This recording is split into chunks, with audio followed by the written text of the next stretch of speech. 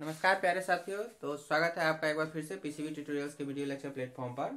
हम लोग आज बात कर रहे हैं इलेक्ट्रोमैग्नेटिज्म में लेक्चर नंबर 4 की। ठीक है, तो लेक्चर नंबर 3 से आगे कंटिन्यू करेंगे। लेक्चर नंबर 4 में देखिए, अब हम लोग यहाँ पर case of infinite straight current carrying wire जो passing perpendicular to the plane होगा। मतलब कि अभी आप infinite straight current carrying wire की वजह से किसी डिस्टेंस पर जो मैग्नेटिक फील्ड बनता है उसका फॉर्मूला आपने पिछले वीडियो लेक्चर्स में देखा। अब यहाँ पर हम लोग ये काम करेंगे कि जो पीछे के जितने भी एग्जांपल्स थे उसमें आपका जो करंट कैरिंग कंडक्टर था वो आपका इनटू द प्लेन था, और जो उसका मैग्नेटिक फील्ड हो रहा था वो परपेंडिकुलर टू द प्लेन बन रहा था। अब यहाँ केसेस रिवर्स हो जाएंगे। यहाँ पर क्या हो जाएगा कि जो आपका करंट कैरिंग वायर है वो परपेंडिकुलर टू प्लेन हो जाएगा। जैसे कि ये देखिए ऐसे दिखाया हुआ है। तो जब क्रॉस बना करके दिखाया हुआ तो इसका मतलब हो गया कि जैसे मान लीजिए कि ये करंट कैरिंग वायर है, तो ये करंट कैरिंग वायर इस तरह से जा रहा है प्लेन के एकदम परपेंडिकुलर, ये एकदम आर पार इस तरफ भी जा रहा है। ठीक है, अंदर की तरफ। तो आप इसको कहेंगे कि हाँ भाई ये अंदर की तरफ जा रहा है करंट, तो इसको हम लोग इस तरह से क्रॉस बना करके दिखाते हैं। तो जब इस तरह से वायर होगा, जो हमारे करंट कैरिंग कंडक्टर होंगे और वायर होंगे, करंट इस तरह से अंदर जा रहा है इनटू दी प्लेन। प्लेन यहाँ क्या हो गया, बोर्ड, ये बोर्ड आपका प्लेन हो गया। तो फिर अगर आपको इस तरफ चाहिए मैग्नेटिक फील्ड तो क्या होगा, इस जगह पर देखिए नंबर 1 2 3 4 मैंने दिखाया हुआ है। तो वहां पर अगर आप खोजेंगे तो यहाँ पर क्या होगा, ऐसे नीचे की तरफ जाएगा मैग्नेटिक फील्ड का डायरेक्शन। यहाँ खोजिएगा, देखिए इस तरफ जा रहा है, यहाँ इस तरफ जा रहा है, इस तरफ जा रहा है। तो ओवरऑल कहने का मतलब क्या हुआ कि जब क्रॉस है तो आपको क्लॉकवाइज सर्किल में घूमना होता है। क्लॉकवाइज सर्किल में घूमेंगे और जिस पोजीशन पर भी आपको चाहिए वहां पर फिर टेंजेंट ड्रॉ कर देंगे। इस पोजीशन पे चाहिए था तो यहाँ पे टेंजेंट ड्रॉ कर दिया, लेकिन क्लॉकवाइज मैनर में। तो जब करंट इनटू द प्लेन जाएगा, यही है हमारा यहाँ पर का case 1, when the wire goes into the plane perpendicularly. जब हमारा करंट इसके अंदर इस तरह से यहाँ अंदर को जाएगा, तब जो यहाँ पर कहीं भी अगर यहाँ खोजेंगे तो यहाँ पे हम लोग को टेंजेंट ड्रॉ करना होगा, यहाँ खोजेंगे यहाँ ड्रॉ करना होगा। तो याद रखेंगे clockwise circular field, clockwise circular field. यहाँ पर हम लोग सोचेंगे कि ये क्लॉकवाइज चल रहा है और सर्कुलर नेचर में है, और जिस पोजीशन पर भी चाहिए वहां पर क्या करना है, तो सर्कल पर टेंजेंट ड्रॉ कर देना है, तो आपको उस डायरेक्शन में फील्ड मिल जाएगा। मैग्नीट्यूड तो वही सिंपल सा जो हमने पढ़ा था पिछले वीडियो लेक्चर में भी, mu naught by 4 pi 2 I by R कह लो, या फिर mu naught I by 2 pi R कह लो। अगर कैलकुलेशन करना होता है तो ये वाला कैलकुलेशन जो होता है ये इससे लिखोगे तो आसान पड़ेगा, क्योंकि म्यू नॉट बाय 4 पाई जो हो जाएगा 10⁻⁻7 हो जाएगा, और उसके बाद 2 आई बाई आर की वैल्यू रख सकते हैं। और यहाँ पर जो ऐसे करेंगे तो ये ऑप्शंस में कई बार आपको दिया हुआ रहता है, तो फिर वहां पर आपको मदद मिल जाती है। तो ये याद रखिएगा, क्लॉकवाइज ऐसे भी आप जब स्क्रू को घुमाते हैं तो वो चीज भी आप देख सकते हैं कि क्लॉकवाइज जब स्क्रू को घुमाया जाता है तो उसका जो एडवांसमेंट होता है वो इनसाइड होता है, एडवांसमेंट इनसाइड होता है। तो क्लॉकवाइज घुमाने से वो अंदर की तरफ, तो इसीलिए ये क्रॉस यहाँ पे दिखाया गया। ठीक इसी का रिवर्स है, करंट जब क्या होगा, बाहर आएगा, परपेंडिकुलरली प्लेन से बाहर आएगा। तो when the wire comes out from the plane perpendicularly, मतलब कि इस तरह से मान लो करंट चल रहा है और हमारा करंट जो है इस तरह से ऐसे बाहर आ रहा है, ऐसे किसी प्लेन से बाहर आ रहा है, तो उसको हम डॉट लगा के ऐसे घेर देते हैं। ठीक है, जब प्लेन के अंदर जा रहा था तो क्रॉस लगा के घेर देते थे, अभी बाहर आ रहा है तो डॉट लगा के घेर देना है। तो फिर क्या होगा, यहाँ से इस तरह से जो करंट आएगा तो इसमें अभी हमको अब यहाँ वहाँ कहीं भी किसी भी जगह पर जो भी मैग्नेटिक फील्ड का डायरेक्शन देखना है तो मैग्नेटिक फील्ड का डायरेक्शन एंटी क्लॉकवाइज वे में हमको पता चल जाएगा। एंटी क्लॉकवाइज सर्कुलर फील्ड मतलब कि इस तरह से एंटी क्लॉकवाइज लेंगे तो यहाँ पर इस तरफ, यहाँ इस तरफ है ना, इस तरफ, और फिर यहाँ पे इस तरफ ऐसे। तो एंटी क्लॉकवाइज में आपको डॉट के केस में ध्यान रखना पड़ेगा। ठीक है, तो इस तरह से आप देख सकते हैं, आर आपका अगर रेडियस हो गया मैंने डिस्टेंस, तो बी का magnitude mu naught by 4 pi 2 I by R, तो आप समझते ही है ना। तो ये दो केसेस होते हैं जो बहुत ही इंपॉर्टेंट होता है। तो इस पर आधारित एक आध सवाल आप देखिए तो इसका एप्लीकेशन ठीक से समझ में आएगा। आइए बच्चों इस सवाल को देखते हैं, क्या दिया हुआ है। कहता है 2 long wires carrying some currents, I current है, दोनों लॉन्ग वायर्स हैं। यहाँ पर देख सकते हैं कि ये वाला डॉट है, मतलब करंट जो है इस यहाँ पर वायर जो होगा ऐसे होगा प्लेन के परपेंडिकुलरली, और करंट बाहर आ रहा है। और यहाँ पर क्रॉस बना हुआ है, मतलब कि यहाँ पर जो है वायर जो है वो अंदर जा रहा है प्लेन के परपेंडिकुलरली, करंट अंदर को। तो इस तरह से दिखाया गया। 2 long wires carrying some currents in opposite directions are placed at separation D as shown figure. Predict variation of magnetic field as one moves from one wire to another along X axis के along अगर यहाँ से चले तो variation को बताना है किस तरह का वेरिएशन आ रहा है। ठीक, तो जैसे कि हम लोग यहाँ से कोई x डिस्टेंस ले तक के चले और x डिस्टेंस पर यहाँ पर मैग्नेटिक फील्ड प्राप्त करेंगे। तो मान लीजिए कि यहाँ पर जो पॉइंट है वो P है और इस पर हम लोग मैग्नेटिक फील्ड निकालना चाह रहे हैं। इधर से जो डिस्टेंस बनेगा वो क्या बन जाएगा, d माइनस एक्स बन जाएगा। सिंपल है ये तो इस प्रकार से। तो देखिए अब ये डॉट है, माने कि यहाँ पे करंट बाहर आ रहा है, तो हम लोग क्या करंट बताए थे, बाहर आएगा तो एंटी क्लॉकवाइज घुमाना है। स्क्रू को एंटी क्लॉकवाइज घुमाएंगे तभी तो बाहर आएगा। तो एंटी क्लॉकवाइज ऐसे घुमाइएगा तो यहाँ पर क्या होगा, एंटी क्लॉकवाइज घुमाएंगे यहाँ पे वो अपवर्ड आ जाएगा। तो इसकी वजह से यहाँ पे अपवर्ड आ जाएगा मैग्नेटिक फील्ड। तो अगर मैं इसको कह दूं 1, ये वायर 1 कह दो और यहाँ पर इस वायर को 2 कह दो, तो ये B1 का डायरेक्शन हो जाएगा ऊपर की तरफ। अब यहाँ पर क्या है, क्रॉस, तो क्रॉस में क्या करना है, क्लॉकवाइज घुमाना है, याद रखेंगे। डॉट में एंटी क्लॉकवाइज घुमाना है, क्रॉस में क्लॉकवाइज घुमाना है। ठीक है, तो क्रॉस है तो क्लॉकवाइज इस तरह से घुमाइए और यहाँ पे निकालना है तो ऐसे घुमाते हुए ऐसे आइएगा तो ये भी ऊपर ही जा रहा है, राइट। क्रॉस है ना, तो क्रॉस है तो क्लॉकवाइज घुमाएंगे और यहाँ पे निकालना है तो ऐसे घुमा के ले जाओ, ऊपर आ जाएगा। डॉट है, ऐसे घुमाएंगे एंटी क्लॉकवाइज, यहाँ पे आए तो ऊपर चला गया, है ना। तो इस तरह से आप आसानी से निकाल पाओगे। तो B2 का भी डायरेक्शन जो हो गया वो ऊपर ही हो गया, इसका मतलब B1 प्लस B2 हो जाएगा, वो दोनों तो ऐड हो जाएंगे P के लिए। तो BP जो दोनों के बीच में है उसका हम लोग निकाल रहे हैं। तो हम लोग पहले लिख देते हैं, और the point lying between the wires, wire के बीच में अगर हम देख रहे हैं P पॉइंट तो वहां के लिए, तो हमारा ये हो गया कितना, B1 प्लस B2 और ये डायरेक्शन होगा इन अपवर्ड डायरेक्शन में काम करेगा। क्लियर है। B1 की वैल्यू देखते हैं, B1 हो जाएगा μ0/4 2i बाय x और B2 हो गया μ0/4 2i bye d minus x. ये तो सिंपल है, जो कॉमन करना हो कर लो, यहाँ 2 कैंसिल कर सकते हो, μ0/2 बचेगा और आपका i अपॉन एक्स, तो i भी बाहर ले लो, 1 upon x plus 1 upon d minus x. ये इस तरह से आपका ये बचेगा, ये हो जाएगा बीच के पोजीशन के लिए। ठीक है ना। तो बीच में यहाँ से यहाँ तक अगर आप जाएंगे तो बीच में किसी भी एक्स पोजीशन के लिए अगर आप निकाल रहे हो तो वो आपको इस तरह से दे देगा। ठीक है, ये चीज हो गई। क्वेश्चन में कहता है कि predict variation of magnetic field as one moves from one wire to another along X axis excluding points O and A। O और A को छोड़ दीजिए, आपको इस तरह से मूव करना है। तो जब आप मूव कर रहे हैं तो आप इन बिटवीन भी हैं और उसके बाद फिर आपको बाहर भी निकलना है। जब आप इधर भी आ जाएंगे तो इधर के पॉइंट के लिए भी हमको कैलकुलेशन करना पड़ेगा। तो हम मान के चलिए अब यहाँ पर कोई Q पॉइंट आ गया, तो Q के लिए भी कैलकुलेशन करना चाहिए हमको, है ना। तो अब उसके लिए भी लिखते हैं आगे, for the point lying beyond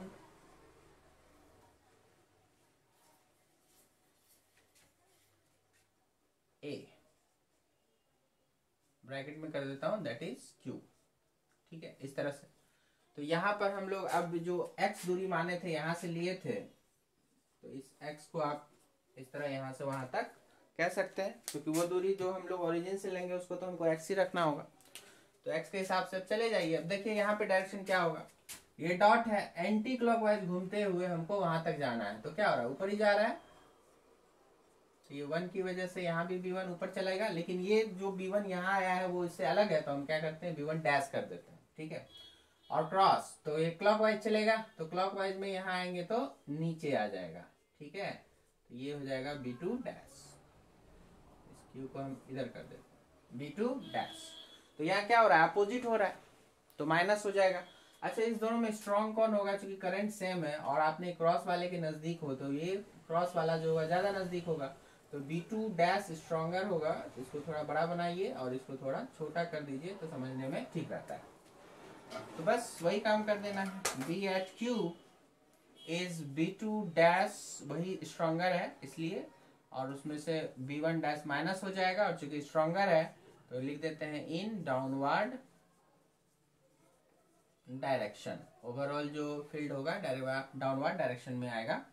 अब B2 डैश की वैल्यू हम लोग रखेंगे यहाँ से, तो उसी तरह से म्यू नॉट बाय 2 पाई डायरेक्ट ही रख देता हूँ, है ना, 2 पाई, और उसके बाद I अपॉन यहाँ से वहाँ तक की दूरी x रह गई, और माइनस म्यू नॉट अपॉन 2 पाई, और यहाँ पर जो होगा I वो वाला क्रॉस वाले वायर से दूरी। तो ये दूरी आप देख सकते हैं यहाँ से यहाँ तक d था, तो ये दूरी आपका क्या बनेगा, x माइनस डी बन जाएगा। सिंपल है ना, x माइनस डी बन जाएगा, ठीक है।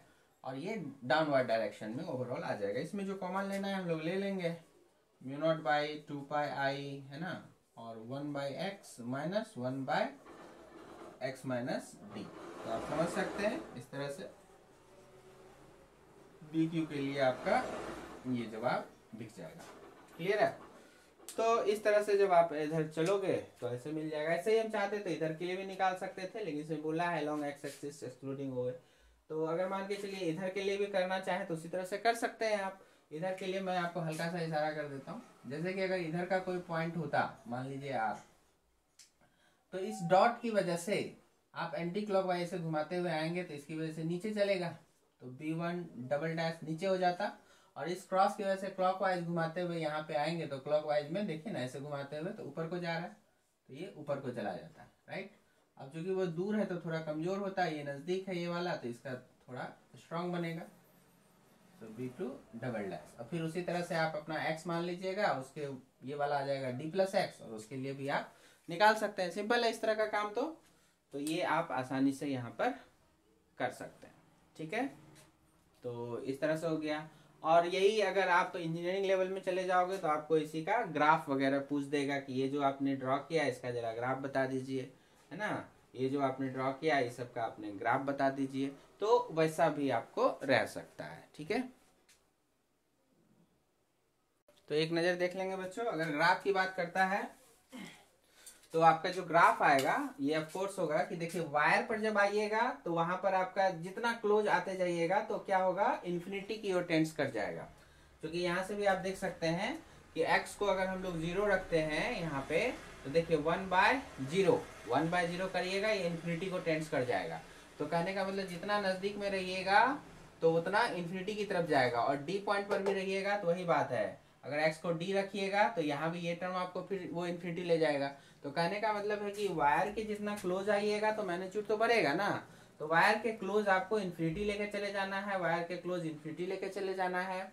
और जब वायर के क्लोज इन्फिनिटी है और इधर बीच में कुछ वैल्यू है तो सिमेट्री साफ बता रही है कि यहाँ पे जो बीच में आओगे आप, जब x की वैल्यू d/2 होगा तब वैल्यू आपका मिनिमम बनेगा, तो मिनिमम वैल्यू आपका इधर मिडिल में बनेगा, और वो 0 नहीं होगा, ये ध्यान रखिएगा। जैसे 1/d/2 हो गया यहाँ पर, और d - d/2 हो गया यहाँ पर, तो d/2 यहाँ भी आ जाएगा, 1/d/2 यहाँ भी आ जाएगा, तो वो मिलकर वो सम वैल्यूज को ही क्रिएट करेगा, वो 0 नहीं होगा। तो कहने का मतलब इसके बीच में जो होगा वो सम वैल्यू होगा, और वो लेकिन मिनिमम वैल्यू होगी, तो इसलिए ग्राफ जो है वो इस तरह से गिर जाएगा। और ये कोई स्ट्रेट लाइन तो है नहीं, सो कर्व से वो गिरेगा, तो कर्व के हिसाब से इस तरह से गिरता हुआ यहाँ मिनिमम, और फिर ऐसे उठता हुआ, फिर उधर भी जितना दूर जाओगे आप दूर जाओगे तो वैल्यू क्या होगी, कम होती चली जाएगी। बस अंतर यही पड़ेगा कि इस तरफ का डायरेक्शन जो था, तो ये हमने मैग्नीट्यूड में ड्रॉ किया हुआ है, मैग्नीट्यूड ऑफ मैग्नेटिक फील्ड उसके रूप में ड्रॉ हुआ है। तो अगर आप चाहो तो यहाँ पर ऐसा करो कि इसको ओरिजिन बनाते हुए आप, या फिर कहीं पर भी अगर इसी को ओरिजिन कह रहे हैं तो आप इसी को ओरिजिन मान लीजिए, आप मैग्नेटिक फील्ड का ग्राफ दिखा रहे हैं, B वर्सेस X का ग्राफ दिखा रहे हैं, ठीक है, B is the magnetic field, तो इसको छोड़ दीजिए, ये मिडिल पॉइंट है, ये ऐसे ही कम हो जाएगा। तो यहाँ पर ये मैग्नेटिक फील्ड का मैग्नीट्यूड लेकर के चला जा रहा है, लेकिन यहाँ पर डायरेक्शन जो होगा वो हम लोगों ने अभी निकाला था, वो डाउनवर्ड डायरेक्शन में चले गए थे, और यहाँ निकालेंगे तो अपवर्ड डायरेक्शन में आ जाएंगे, ठीक है। तो वो तो डायरेक्शन के हिसाब से, लेकिन मैग्नीट्यूड के हिसाब से इन दोनों में जो वैल्यू होगी वो तो एक समान नहीं होगी, सिमेट्री है। तो अगर ग्राफ कभी दिखाया जाए तो इस तरह से आप ग्राफ दिखा सकते हैं, ठीक है ना। तो इसका बहुत ज़्यादा डिटेल एनालिसिस हम लोग यहाँ पे कि इस इक्वेशन का ग्राफ ऐसा कैसे आया, तो ये सब इंजीनियरिंग वाले डिपार्टमेंट में किया जा सकता है, यहाँ पर नहीं। यहाँ पर सीधा सीधा हम लोग लॉजिक से चलेंगे कि भैया आप वायर के क्लोज आओगे तो इन्फिनिटी की तरफ टेंड्स करेगा, और वायर से दूर जाओगे तो फिर वैल्यू कर्व के हिसाब से घटती जाएगी। सिमेट्री बता रहा है कि बीच में जाओगे तो मिनिमम होगी और एंड सो ऑन, और दूर इधर जाओगे तो वो घटती जाएगी, इधर भी और इधर भी, ठीक है। बराबर डायरेक्शन का, तो इस तरफ डायरेक्शन आपका डाउनवर्ड चलेगा, इस तरफ डायरेक्शन आपका अपवर्ड चलेगा, ठीक है। ये सारी चीजें हैं। और यहाँ पर जो वैल्यू थी वो तो आपकी पॉजिटिव वैल्यू थी, सो तो आपका जो भी डायरेक्शन था ये अपवर्ड ही था ऊपर वाला। तो इस तरह से कर सकते हैं, समझ सकते हैं, ठीक है। चलिए आगे बढ़ेंगे। आइए बच्चों अब देखते हैं इसको। देखिए 3 long wires carrying same current I दिया हुआ है, are placed as shown in figure, then find the magnetic field at O. O position यहाँ पे दिया हुआ है। तो एक हो गया यहाँ पर अंदर की तरफ वायर जा रहा है, ये हो गया बाहर की तरफ आ रहा है, यहाँ पे फिर अंदर की तरफ जा रहा है, और यहाँ से डी परपेंडिकुलर डिस्टेंस पर आपको देखिए मिडिल से ये पॉइंट यहाँ पर है, इनके बीच की भी डी डिस्टेंस दी हुई है। तो यहाँ पर फाइंड करना है कि नेट मैग्नेटिक फील्ड बताइए फिर, ठीक है। तो वही कॉन्सेप्ट, चलिए सबसे पहले तो इससे देख लेते हैं कि इसका किधर होगा। तो ये डॉट है, तो एंटी क्लॉकवाइज घुमाना शुरू करिए, एंटी क्लॉक घुमाइएगा, यहाँ आइएगा तो ऐसे घूम के इधर आ गए, ठीक है, इसकी वजह से। तो चलिए कुछ नंबरिंग कर दें, 1 2 3। तो ये 2 की वजह से यहाँ पे B2, बाकी मैग्नीट्यूड हम बाद में देखेंगे, पहले डायरेक्शन देख लीजिए। फिर हमारा ये क्रॉस हो गया, ठीक है, इसको मिलाइए, ये रेडियस का काम करेगा, ये रेडियस का, अब ऐसे सर्किल, तो क्रॉस है तो कैसे घुमाएंगे, क्लॉकवाइज ही घुमाएंगे, तो क्लॉकवाइज इस तरह से आएगा और इधर लेकर के आ जाएगा, राइट। तो ये यहाँ पर हो गया आपका B1, ओके। तो इसका मैग्नीट्यूड कुछ थोड़ा डिस्टेंस बढ़ गया है, थोड़ा कम कर देता हूँ इस तरह से। और इसी तरह से ये वाला भी है, तो ये भी क्रॉस, तो पहले मिला दीजिए इसको, ऐसे मिला दिया, और ये क्लॉकवाइज घुमाएंगे, तो क्लॉकवाइज घुमाते हुए यहाँ आइए तो इस तरफ जाएगा, तो उनको लगता है ये इस पर आ जाएगा, राइट, इसकी तरफ आ जाएगा। तो ये हो गया आपका B3 इस तरह से।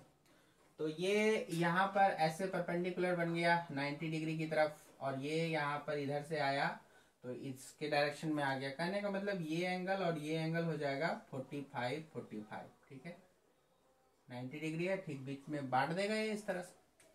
इसको अच्छे से आप समझ लीजिए, ठीक है, इसको आप अच्छे से देख लीजिए कि क्लियर है कि नहीं यहाँ तक, फिर आगे बढ़ेंगे। तो क्लियर हो गया, नहीं तो फिर यहाँ से भी समझिए। देखिए जैसे ये D है और ये दूरी क्या है, D है, यहाँ पर, यहाँ है ना D।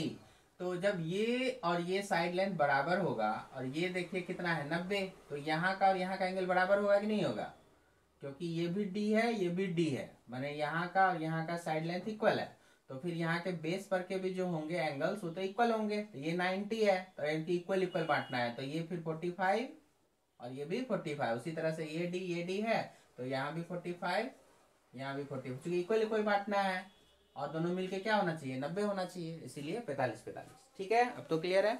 अब ये चूंकि 90 है तो यहाँ पर से यहाँ लाओगे तो ये क्रॉस घुमाते हुए 90 इधर ही जाएगा, यहाँ भी क्रॉस घुमाते हुए जाएंगे तो इसी लाइन के लॉन्ग इधर चला आएगा, क्लियर। अब देखिए B1 और B3 जो है ना, ये दोनों मैग्नीट्यूड में तो आपस में निश्चित रूप से बराबर होने वाले हैं, क्योंकि ये डिस्टेंस आपस में बराबर है। कितने का डिस्टेंस है देख लो, अगर DD देखो तो D√2, और इधर भी है आपका D√2। तो चलिए हम B1 और B3 के मैग्नीट्यूड की बात करते हैं। क्या होगा ये, μ0/4π 2I अपॉन डिस्टेंस, तो डिस्टेंस हो गया D√2 का, क्लियर है। अच्छा जी, तो यहाँ पर आप लिखना चाहें तो वो कैंसिल करके लिख सकते हैं बाद में, चलिए अभी कर लीजिए, हटाइए, μ0I/D2√2, यही ना, ठीक है। ये हो गया हमारा B1 और B3 दोनों का मैग्नीट्यूड। अभी इन दोनों के बीच का एंगल कितना हो गया जरा उसको डिसाइड कीजिए, मतलब कि हम जानना चाह रहे हैं कि ये दोनों, ये एंगल कितना हो गया, मतलब B1 और B3 के बीच का एंगल, ठीक है। तो 90 हो गया, क्योंकि देखो ये सीधा स्ट्रेट लाइन है, इधर से इधर पूरा 90, तो ये भी क्या होगा 90 ही होगा। तो B1 और B3 जो है दोनों इक्वल है मैग्नीट्यूड में और एक दूसरे के साथ 90 बना रहा है, तो इनका रिजल्टेंट जो आएगा वो भी ठीक एकदम बीच में ही जाएगा और इस तरफ ही आएगा, इस तरफ आ जाएगा। और वो कितना होगा, तो वो भी होगा कितना B√2। अगर इसको हम मान लीजिए B मान रहे हैं, मान लीजिए इसको B, ठीक है, तो यहीं पर लास्ट में ही बी मान लीजिए। सो B1 और B3 का जो वेक्टर सम आएगा, B1 और B3 का जो वेक्टर सम आया यहाँ पे, उसका मैग्नीट्यूड क्या हो जाएगा, इसको भी हमने B कहा और 90 है तो क्या हो जाएगा B√2, ठीक है। एक बार फिर से दोहरा दूं, जैसे एक B हो, यहाँ भी B हो, दोनों 90 पर हो, तो ठीक मिडिल में जाएगा, वैल्यू क्या होगी B√2, मतलब रूट अंडर करके B² + B² कर सकते हैं, ठीक है। तो B√2 आ जाएगा, ये B√2 आ गया। तो ओवरऑल ये कितना बना, B हम इसको रख रहे हैं, तो μ0I/d × 2√2 था, उसमें आपने लगाया √2, तो √2 कैंसिल हो गया, तो μ0I/2d, पाई छूट रहा है ना, पाई छूट रहा है, पाई लगाते जाएं, चलिए 2πd, ठीक। तो ये तो हो गया आपका इधर वाले का। अब जरा B2 को देख लें, B2 कितने का है, तो B2 हो गया हमारा इसकी वजह से, तो μ0/4π 2I/ ये वाला डिस्टेंस d, सीधा सीधा है वो। तो यहाँ पर जब हम लोग इसको यहाँ डिवाइड करते हैं तो क्या लिखते हैं, μ0I/2πd। तो गौर से देखिए, ये जो इन दोनों का रिजल्टेंट मिला के आया है वो तो μ0I/2πd आया है, और उधर से जो ये वाला अकेला B2 था वो भी क्या था, μ0I/2πd। इसका मतलब इन दोनों का रिजल्टेंट मिला करके उतना ही मैग्नीट्यूड है जितना कि इधर वाला अकेला B2 है, और दोनों इक्वल एंड अपोजिट है, ठीक। तो इसका मतलब क्या होगा कि यहाँ पे नेट इफेक्ट क्या बनेगा, 0। तो आप कह सकते हैं हेंस B0 मतलब B@O = 0, क्योंकि ये सब क्या होंगे, ये दोनों मिला के इसको क्या करेगा, कैंसल आउट कर देगा, ठीक है। क्योंकि इन दोनों का मिला करके ये आया है जो ठीक इसके अपोजिट काम कर रहा है, तो क्या होगा, कैंसिल हो गया, ठीक। तो यहाँ थोड़ा सिमेट्री वगैरह को ध्यान में रखना है, ट्रिगोनोमेट्री, ज्योमेट्री, ये सब अप्लाई करते हुए आप देख सकते हो कि यहाँ पर जो ऐसे केस में रिजल्ट हो गया आपका 0, ठीक है।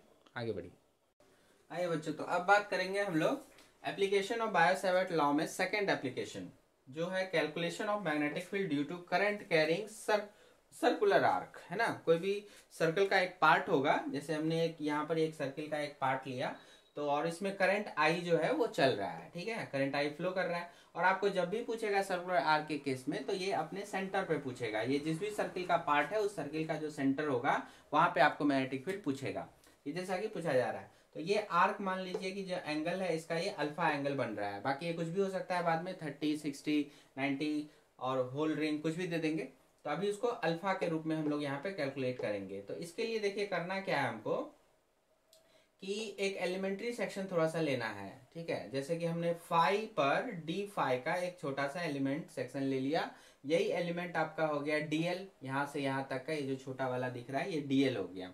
अब ये चूंकि आर्क में लिया हुआ है, ये दूरी आर हो गई इस तरह से, तो आप समझ सकते हैं, और ये एंगल डी फाई, तो डी फाई बराबर DL/R, ठीक है। जैसे थीटा बराबर L/R होता है, तो उसी हिसाब से यहाँ पर डी फाई बराबर DL/R ये लिख सकते हैं आप, जिससे क्या होगा कि DL निकल जाएगा, DL आपको आ गया कितना RD फाई, तो इसको आगे यूज करेंगे, ओके। तो यहाँ पे ये छोटा सा सेक्शन है आपका ये DL, इस DL की वजह से इस वाले आपका जो सेंटर है वहां पर आपको निकालना है मैग्नेटिक फील्ड। तो देखिए आईडीएल जो वेक्टर हुआ इसका डायरेक्शन इधर आ गया, और जो आर पोजीशन वेक्टर है वो यहाँ से ऐसे लेंगे, आप चूंकि जो भी करंट एलिमेंट होता है वहां से लेते हैं डायरेक्शन, तो वो इधर आ गया, और उधर हो गया आईडीएल का डायरेक्शन ऊपर की तरफ हो गया, तो देखिएगा कि ये टेंजेंट की तरफ हो गया, ये नॉर्मल की तरफ हो गया, तो मतलब 90 बनाएगा। तो आई डीएल वेक्टर और आर वेक्टर के बीच का एंगल कितना हो गया 90, तो ये लिखा हुआ है theta is 90, that is angle between DL and R vector, okay. अब हमारे पास जो एलिमेंट के लिए जो बायो-सैवर्ट लॉ ने कहा था कि जो डीबी आएगा वो क्या आएगा, तो μ0/4π IDL sin theta by R square, यही बताया गया था, लिख दिया हमने इसको।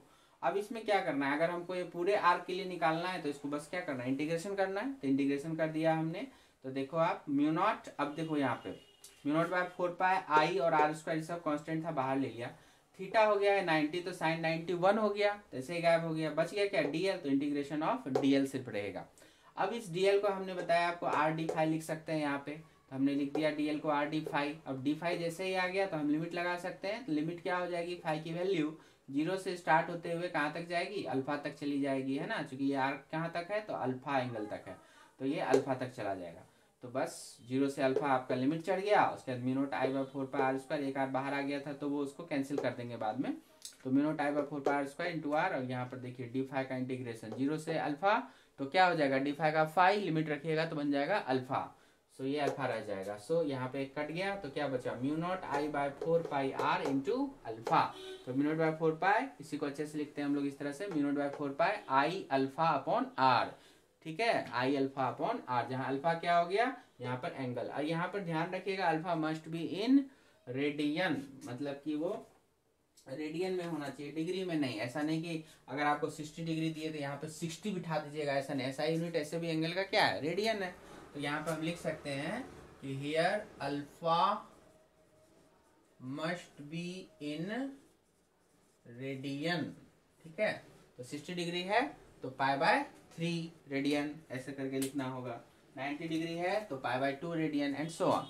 तो चलिए अब हम लोग क्या करते हैं कि इसी कॉन्सेप्ट को अब हम समझ गए कि कोई आर्क लेंथ है अल्फा एंगल तक का, तो उसके लिए जो मैग्नेटिक फील्ड आएगी वो इस फार्मूले से चलेगा।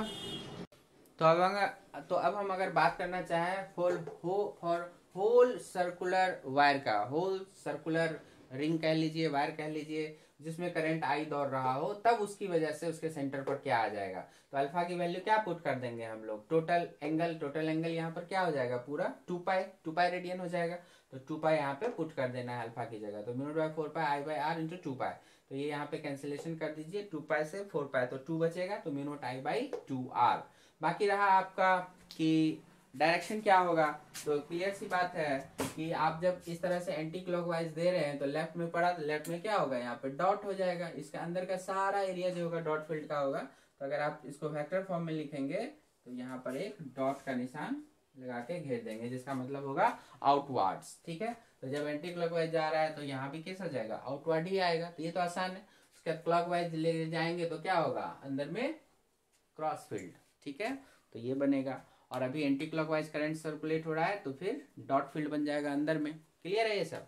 तो चलिए अब इन्हीं पर आधारित आगे का काम, तो देखिए बच्चों यहाँ पर हम लोग कुछ एग्जांपल्स देख रहे हैं, calculation of magnetic field for different arrangements, जैसा कि फिगर में दिया हुआ है, आई करंट आ रहा है इस तरह से, इन्फिनाइटली लॉन्ग वायर है, यहाँ पे डॉटेड का मतलब होगा वो इन्फिनाइट लंबा, ठीक है, इन्फिनाइटली लॉन्ग, तो कहता है क्या कि जैसे इस फिगर में देख सकते हैं हमें हर जगह ना ये सेंट्रल पॉइंट ओ जो है उसी पर निकालना है, तो सेंट्रल पॉइंट जैसे ये ओ, तो यहीं पर मैग्नेटिक फील्ड की चर्चा करनी है, तो क्या होगा देखिए जैसे कि यहाँ पर इस वाले की वजह से यहाँ पे कोई फील्ड बनेगा नहीं, क्योंकि ये ठीक इसी लाइन के सामने आ गया और इसके लाइन के भी सामने आ गया, सो इसकी वजह से नहीं बनेगा, इसकी वजह से नहीं बनेगा, जो बनेगा सिर्फ आर्क लेंथ की वजह से बनेगा, ठीक है, तो इसके राइट साइड में आ रहा है सो क्रॉस फील्ड बनेगा, तो बी एट ओ हम लोग यहाँ पे डायरेक्टली लिख सकते हैं वेक्टर फॉर्म में, mu naught by 4 pi I by r बताया था, और इनटू क्या करना है एंगल, तो एंगल यहाँ से यहाँ तक का कितना बनेगा 180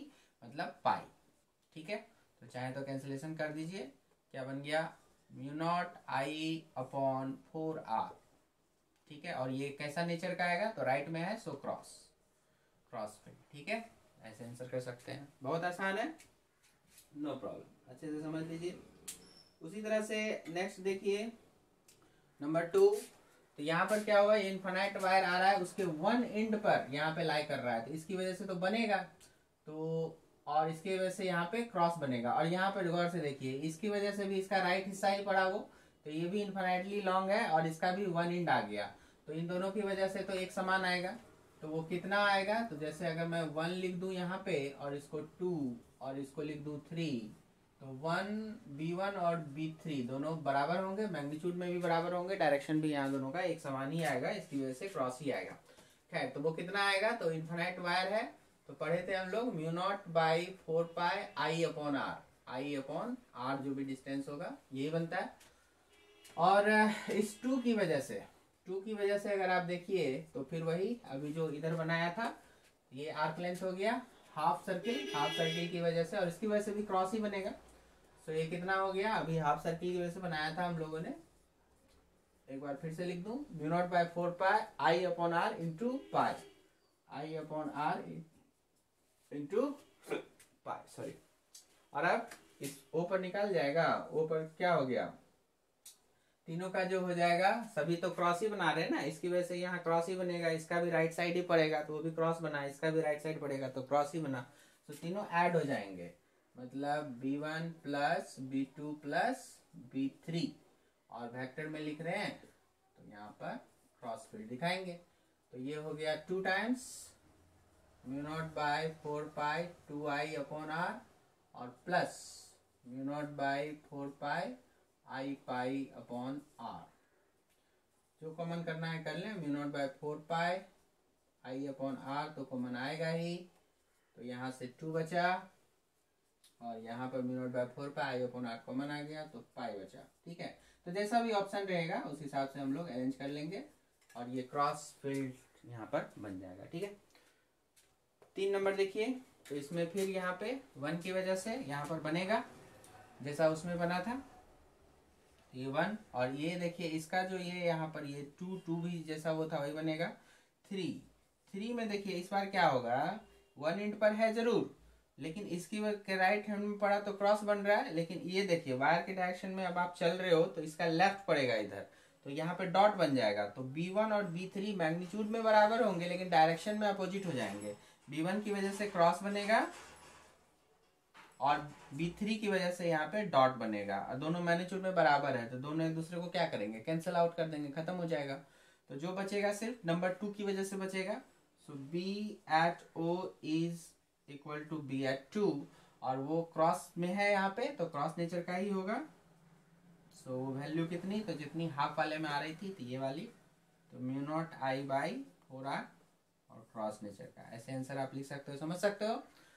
उसमें देख लीजिए क्या होगा, देखिए बच्चों यहाँ पर क्या होगा कि आई करंट आ रहा है और फिर वो इधर बट जाएगा I1 और I2 में।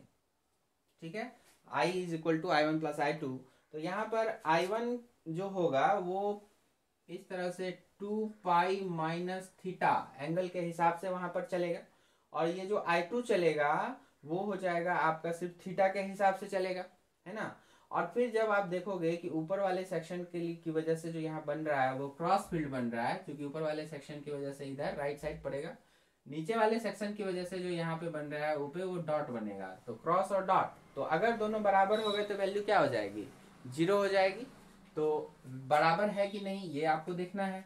तो आपका ये हो गया 1 सेक्शन, ये हो गया 2 सेक्शन। तो b1 का मैग्नीट्यूड हम देखते हैं, तो mu naught by 4 pi I upon r, और एंगल की वैल्यू, तो एंगल की वैल्यू हो गई 2 पाई माइनस थीटा ऊपर से, और b2 की वैल्यू देखते हैं तो mu naught by 4 pi I upon r, और नीचे वाला एंगल थीटा। ठीक है, इतना ही रहेगा। अब यहाँ पर आपको यहाँ एंगल, यहाँ देखिए ए ऊपर में एक गलती हो गई, ये I1 होगा और ये नीचे वाला हाँ I2 होगा इस तरह से। तो अब हमें ये देखना पड़ता है कि I1 और ये 2 पाई माइनस थीटा और यहाँ I2 और थीटा ये क्या आपस में बराबर है। तो यहाँ पर देखिए जी बिल्कुल बराबर हो जाएंगे, क्योंकि यहाँ देखिए यहाँ से यहाँ तक जब आप ऊपर के रास्ते चलोगे तो उसका अपना एक अलग रेसिस्टेंस होगा, तो वो जो R1 रेसिस्टेंस होगा that will be proportional to ऊपर का एंगल 2 पाई माइनस थीटा, जितना ज्यादा एंगल उतना ज्यादा लेंथ और उतना ज्यादा रेसिस्टेंस, और जो नीचे वाला आएगा R2 वो नीचे वाला जितना लेंथ होगा उतना एंगल होगा, सो एंगल के प्रोपोर्शनल हो जाता है ये। ठीक है, क्लियर ये बात। तो R1 is proportional to 2 pi minus theta and R2 is also proportional to नीचे वाला थीटा। R1 हो गया ऊपर के सेक्शन का रेसिस्टेंस, R2 हो गया नीचे के सेक्शन का रेसिस्टेंस। अब ऊपर से जो करंट गया तो I1 इंटू R1 वो हो गया यहाँ से यहाँ तक का पोटेंशियल। मान लीजिए A और B लिखा हमने, तो हमने VAB कितना लिखिएगा I1 इंटू R1, और VAB इधर से भी लिखना है, तो this is also equal to I2 into R2। Clear है, तो इस हिसाब से I1 और इंटू R1, तो R1 की जगह हम लोग लिख देते हैं 2 पाई माइनस थीटा, आप चाहें तो k टाइम्स लिख सकते हैं, वो कैंसिल हो जाएगा इसलिए हम लिख नहीं रहे। और दूसरा हो गया इधर से I2 इंटू के टाइम्स थीटा, तो k हमने मन में 1 मान लिया और वो कैसे भी कैंसिल हो जाएगा। सो आप देख सकते हैं I1 into 2 pi minus theta equal to I2 into theta आपको आ रहा है। सो आप देख सकते हैं कि I1 2 pi minus theta and I2 into theta आपस में इक्वल हो गया, तो इसके आधार पर आप कह सकते हैं कि B1 is equal to B2। तो मैग्नीट्यूड में दोनों बराबर हो गया लेकिन डायरेक्शन में अपोजिट है, तो इसका मतलब B at O is again 0। तो यहाँ पर कोई भी एंगल हो उससे कोई मतलब नहीं है, 30, 60, 40, 50 कुछ भी रहेगा। अगर आपका करंट इस तरह से दो भाग में बांटा गया है सर्कुलर वायर में, तो सेंटर पर हमेशा आपको फील्ड क्या लेना है, 0 लेना है। ठीक है, तो ये सब कुछ इंपॉर्टेंट एग्जाम्पल्स हैं जो आपको आर्क के संबंध में आप देख सकते हैं कुछ स्ट्रेट वायर से मिक्स करके। तो ये सब पूछता रहता है, तो आराम से आप समझ लीजिए। आगे और भी बहुत सारे प्रॉब्लम्स आएंगे, तो हम लोग इसको अच्छे से यहाँ तक क्लियर कर लीजिए आर्क वाले केस में। आगे आने वाले वीडियो लेक्चर में आपको और भी मिक्स करके बताया जाएगा। तो यहाँ तक क्लियर करके रखिए, इस वीडियो में इतना ही रखेंगे। जल्दी मिलते हैं नेक्स्ट वीडियो में। अच्छे से मन लगा के पढ़िए। All the best, thank you.